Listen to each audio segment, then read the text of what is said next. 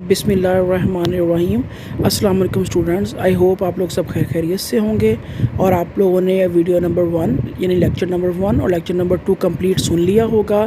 और उसके नीचे जो एक्टिविटी मैंने आपको कहा था कि आप लोगों ने उसके जो MCQs हैं उनके राइट आंसर्स और आंसर की अपने रोल नंबर के साथ शेयर करनी है, वो सब आप लोगों ने कंप्लीट कर लेनी है। ये है हमारा lecture number 3। Lecture number 3 start करने से पहले ये आपको नज़र आ रहा है royal apex judicial institute for legal eagles का लोगो। ये आपने यूट्यूब पे जो आप देख रहे हैं वीडियोस, इसको सब्सक्राइब कर लेना है। सब्सक्राइब करने से फ़ायदा ये होगा कि आप लोगों को लेटेस्ट वीडियो मिल जाएगी, नोटिफिकेशन मिल जाएगी। बेल आइकन को आपने प्रेस कर लेना है। जब आप ये नहीं करते तो फिर मुझे ये करना पड़ता है कि आपके CR को कहना पड़ता है या आप लोगों को इंडिविजुअली बताना पड़ता है कि मैंने वीडियो अपना लेक्चर जो है नेक्स्ट वो अपलोड कर दिया है। तो क्योंकि ये हर वीक एक्टिविटी हुआ करेगी, 3 लेक्चर आप लोगों के वीकली अपलोड होंगे, तो मुख्तलिफ टाइमिंग में अपलोड होंगे। तो आप लोगों को लिए ज़रूरी है कि आपने इसको सब्सक्राइब किया हो, ताकि जो ही मैं अपनी वीडियो अपलोड करूं तो आप लोगों को नोटिफिकेशन मिल जाए। क्लियर है? ये हमारा लेक्चर नंबर 3। लेक्चर नंबर 3 के लिए मैंने जो टॉपिक आप लोगों के लिए डिसाइड किया है वो बहुत ईजी है। उसकी वजह ये है कि 2 लेक्चर ज़रा थोड़े से मुश्किल हो गए हैं और तीसरा वाला हम आसान रखेंगे। इसी पैटर्न पे हम लोग पढ़ा करेंगे, क्योंकि इन तीनों लेक्चर का आप लोगों का टेस्ट होगा वीकली। तो इसलिए 2 मुश्किल लेक्चर और एक ईजी वन।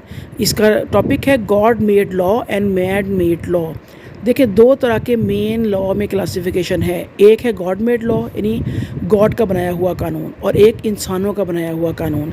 इनका हमने डिफरेंस समझना है, अंडरस्टैंड करना है कि इन दोनों चीज़ों में फ़र्क क्या है, इन दोनों लॉज में फ़र्क क्या है। अब जब गॉड की बात सुनते हैं आप या ये लफ्ज़ पढ़ते हैं, तो हम क्योंकि मुस्लिम हैं तो हमारे जहन में फ़ौरन से अल्लाह ताला का कॉन्सेप्ट आता है। जब अल्लाह ताला का कॉन्सेप्ट आता है तो हम कहते हैं अल्लाह ताला का बनाया हुआ कानून। जब अल्लाह ताला के बनाए हुए कानून की तरफ हम सोचते हैं तो हमारे जहन में फ़ौरन पहले आता है कुरान शरीफ।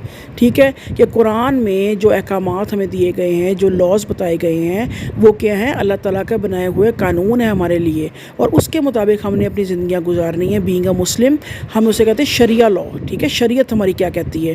तो शरीयत क्या है, कुरान शरीफ क्या है, उसमें हमें सिर्फ लॉज ही बताए गए हैं। हमारे हर अफेयर के बारे में, हमारे हर बिहेवियर को रेगुलेट करने के लिए अल्लाह ताला ने हमें कुछ रूल्स एंड रेगुलेशंस बता दिए हैं, जिसके मुताबिक हमने इस ज़मीन पे ज़िंदगी गुजारनी है, कि अपने जहन में चलना है।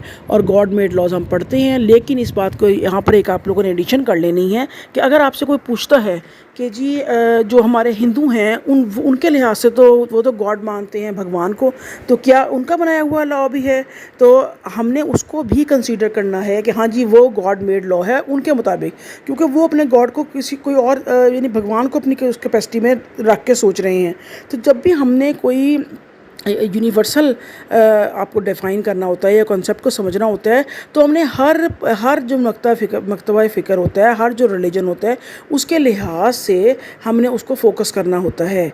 हम क्योंकि मुस्लिम हैं तो हम गॉड मेड लॉ में कुरान शरीफ को फ़िट करते हैं और अल्लाह ताला को ही गॉड समझते हैं, और वही हम समझते हैं कि वही एक ज़ात है जो लॉज बना सकती है। लेकिन अगर आप हिंदू की तरफ जाएंगे, हिंदू रिलीजन के मुताबिक उनके लिए गॉड और है, उनकी किताबें और हैं, ठीक है, उनके बनाए हुए लॉज और हैं, जो गॉड ने उनके बनाए हैं वो ये क्लेम करते हैं कि ये हमारे गॉड की तरफ से उतारे गए हैं लॉज। ठीक है, तो उनके लिए उनका गॉड मेड लॉज वो होगा। इसी तरह क्रिश्चियन हैं, उनके लिहाज से उनका गॉड और है, उनकी किताब और है, उनका लॉज और हैं। तो इस तरह हर रिलीजन के तहत हर रिलीजन के लिहाज से गॉड मेड लॉज फ़र्क होते जाते हैं। अब हम जो गॉड मेड लॉज और फ़र्क कर रहे हैं मैन मेड लॉज में, तो हम गॉड मेड लॉज में हर गॉड का जो भी जिस कम्युनिटी को जो क्लेम कर रहे हैं कि जी हमारा गॉड है, उसकी तरफ से जो लॉ बनाया गया है उसको हम समझेंगे कि वो गॉड मेड लॉ है। ठीक है, अब पढ़ लेते हैं इसको। God made laws often refer to as a divine law. अब क्योंकि इसका ताल्लुक रिलीजन से होता है, तो इसलिए हर जो मज़हब है उसके जो मानने वाले हैं, जो अपने गॉड की तरफ से जो उसके लॉज बनाए जाते हैं, उसको डिवाइन लॉ का कॉन्सेप्ट होता है, डिवाइन लॉ का दर्जा देती है कि सबसे पाकीज़ा लॉज हैं, ये सबसे सुप्रीम लॉज हैं, ये कभी लॉज गलत नहीं हो सकते।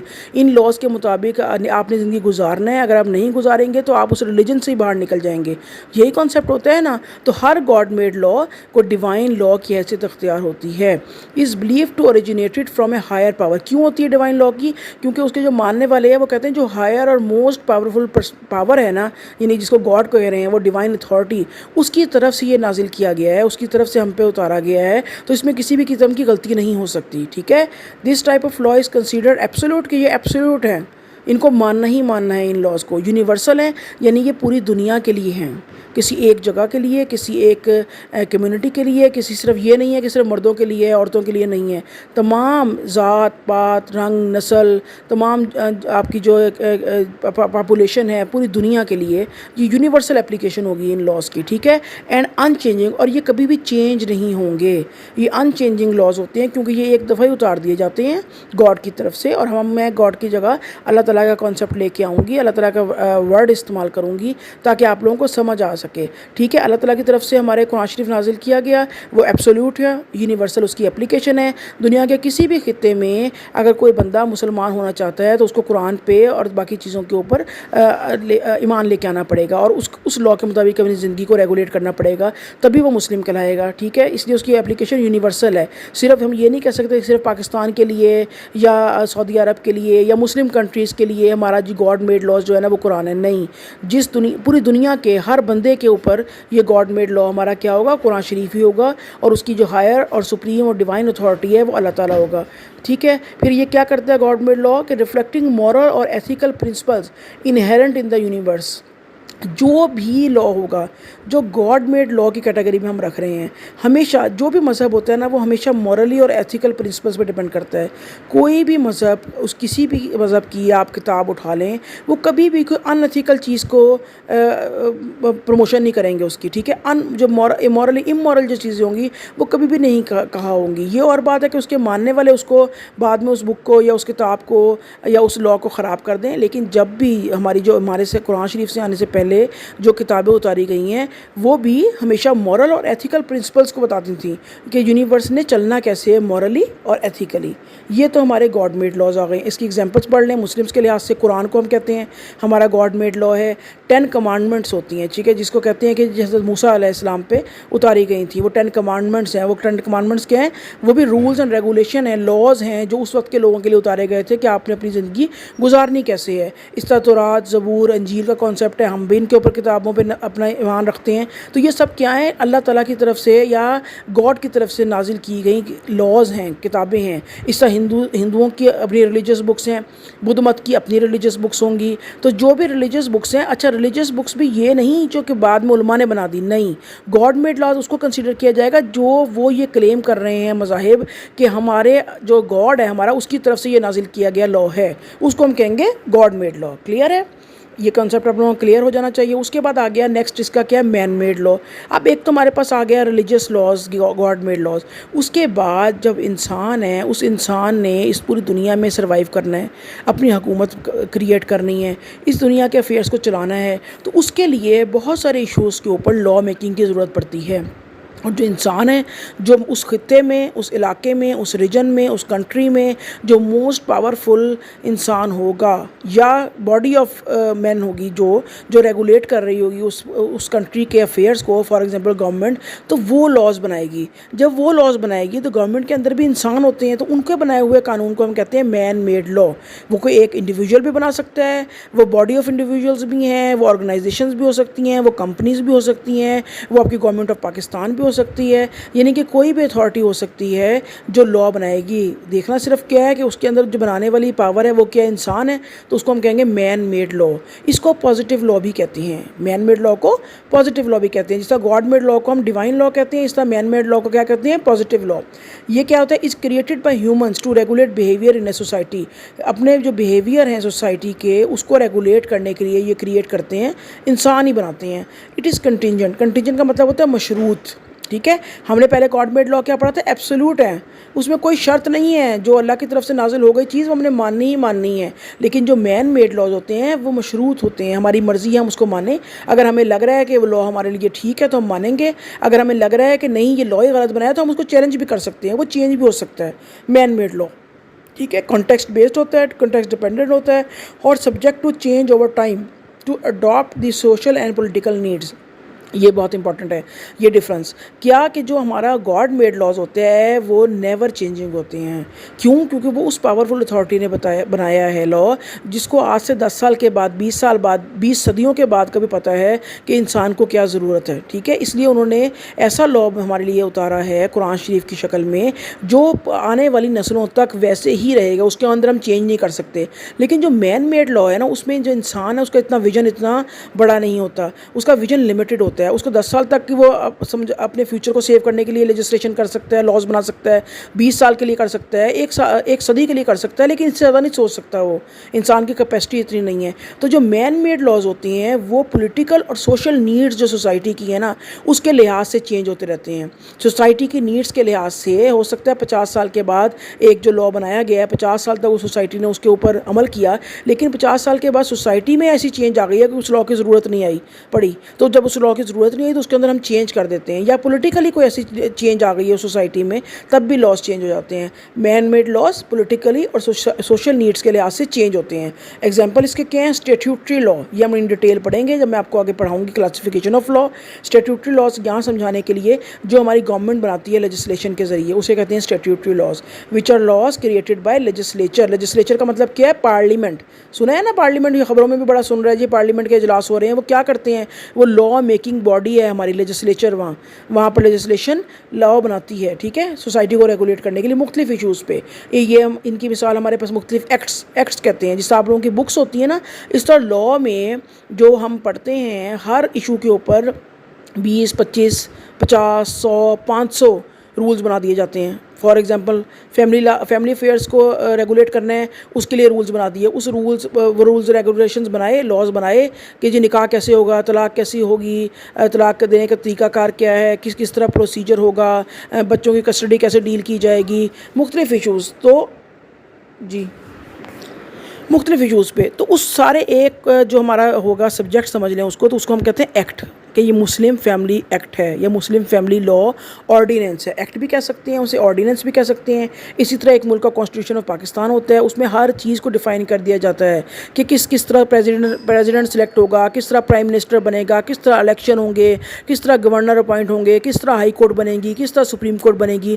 ان ڈیٹیل ہر جو پاکستان کا یا اس ملک کا جو مین طریقہ کار ہے اس کو چلانے کا وہ کانسٹیٹیوشن میں ڈکلیئر کر دیا جاتا ہے. تو یہ سارے کون بناتا ہے؟ چاہے ایکٹس ہوں, چاہے آرڈیننس ہوں, چاہے اسٹیٹیوٹری لاز ہیں, چاہے کانسٹیٹیوشن ہو, وہ انسان بناتے ہیں. اس لیے ان کو ہم کیا کہتے ہیں؟ Man made laws. کلیئر ہے جی. نیکسٹ ہمارا ہے جی heading sources of God made لا.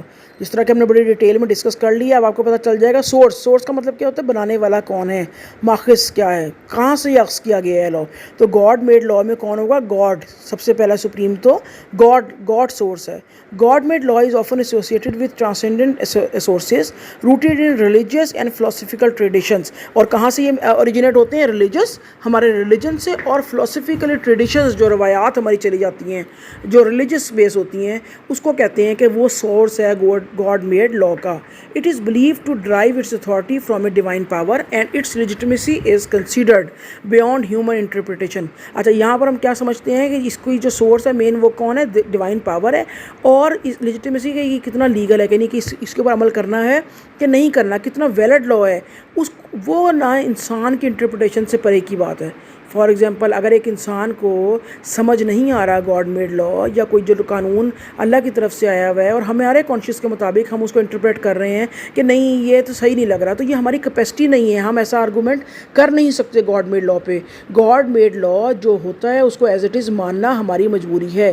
کیوں؟ کیونکہ اس کو سمجھنا, اس کی پیچھے لاجک کو, اس کے پیچھے ریزننگ کو سمجھنے کی ہمیں کوشش کرنی چاہیے. اگر ہمیں سمجھ آ جاتی ہے تو بہت اچھی بات ہے, ریسرچ کرنی چاہیے.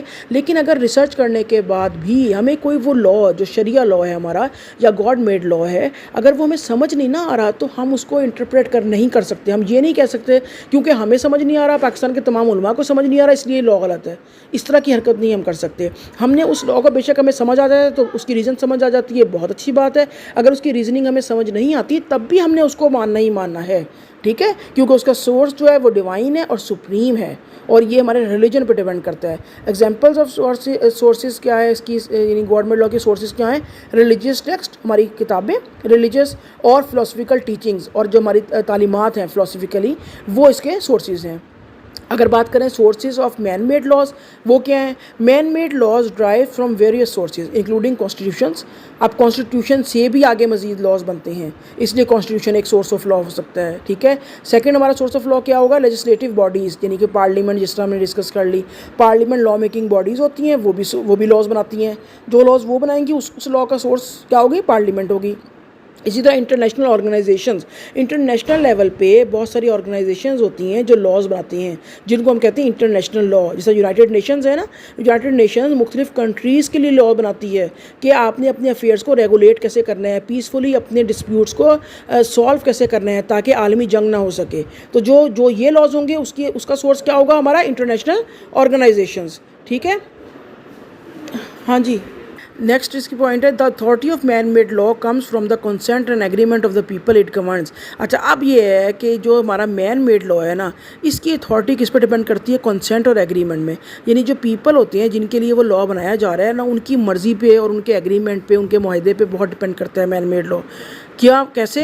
کہ اگر کوئی پاکستان پہ لا بن رہا ہے اور اگر پاکستان کی جنرل پبلک کی، تمام پاکستان کی جنرل جو پبلک ہے اس کی ول کے وہ خلاف ہے، اس کی کنسنٹ شامل نہیں ہے، تو ایسا لا پاکستان میں سسٹین نہیں کر سکتا، ہم اس کو ختم کروا سکتے ہیں، ٹھیک ہے۔ اگر تمام پاکستانی کہیں کہ جی یہ لا ہمارے خلاف ہے، ہمارے اگینسٹ ہے، ہم اس کو بننے نہیں دیں گے، یا اگر بن گیا تو اس کو ختم کیا جائے، تو اس کی اتھارٹی ڈیپینڈ کرتی ہے کنسنٹ پہ اور ایگریمنٹ آف پیپل کے اوپر جن کے لیے وہ لا بنایا جاتا ہے۔ جبکہ جو مین میڈ لاز ہیں اس کے اوپر ہم ایسا نہیں کر سکتے، ہم جو گاڈ میڈ لاز ہے اس کے اوپر ایسا نہیں کر سکتے۔ گاڈ میڈ لا کی اتھارٹی کو ہم چیلنج نہیں کر سکتے، وہ ہمیں سمجھ آئے یا نہ آئے، ہم نے اس کو ماننا ہی ماننا ہے، ہم اس کو چیلنج کر کے ختم نہیں کروا سکتے۔ ہماری کنسنٹ یا ایگریمنٹ کی کوئی حیثیت نہیں ہے گاڈ میڈ لاز میں، ہم نے اس کو ماننا ہی ماننا ہے، ٹھیک ہے۔ نیکسٹ اس کی ایگزامپل اگر ہم دیکھ لیں سورسز کے کیا ہے؟ کانسٹیٹیوشنس، اسٹیٹیوٹ، کورٹ ڈیسیجن، جو کورٹ ڈیسیجنس کرتی ہیں وہ بھی ایک طرح کا سورس آف لا بن جاتا ہے، ٹھیک ہے، اسے پریسیڈنٹس بھی کہتے ہیں۔ انٹرنیشنل ٹریٹیز کا مطلب انٹرنیشنل لیول پہ جو ہم ایگریمنٹ کرتے ہیں وہ۔ ہماری کسٹمز، ہماری روایات، آپ نے دیکھا ہوگا جی کسی خاص قبیلے کی روایت ہے تو وہ روایت وہاں پر لا کی حیثیت اختیار کرتی ہے۔ ہم یہ کہتے ہیں کہ جی کسی قبائلی علاقے میں چلے جائیں، جی ہماری یہ روایات ہے، ان کی روایات آپ نے دیکھی ہیں کتنی سخت ہوتی ہیں، جی ہماری روایات ہے کہ عورت کو باہر نہیں نکلنے دینا، تو وہاں پر عورت اگر باہر نکلے گی تو وہ یہ سمجھتے ہیں کہ لا توڑا ہے، ٹھیک ہے، وہاں پر وہ اس کو لا سمجھتے ہیں، ان کسٹمز کو لا سمجھتے ہیں۔ یہ میں ان ڈیٹیل آپ کو سورسز آف لا کا ہم ایک لیکچر تیار کریں گے، وہ میں آپ کے ساتھ شیئر کروں گی، اور legislation, precedent, constitution, custom, international treaties, یہ سارے ہمارے سورسز ہیں مین میڈ لاز کے، بڑے important.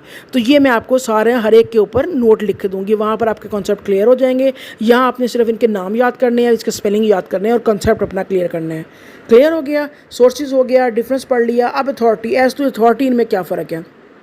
The authority of God made law is believed to be derive from a divine power اور سورس، ٹھیک ہے۔ اتھارٹی کیا ہے؟ کہاں سے ڈرائیو ہو رہی ہے؟ ڈیوائن پاور اور سورس سے، وہی سیم بات ہے، کوئی مشکل نہیں ہے، سیم کانسیپٹ آپ کا کلیئر ہو جائے گا، بہت ایزی لیکچر ہے۔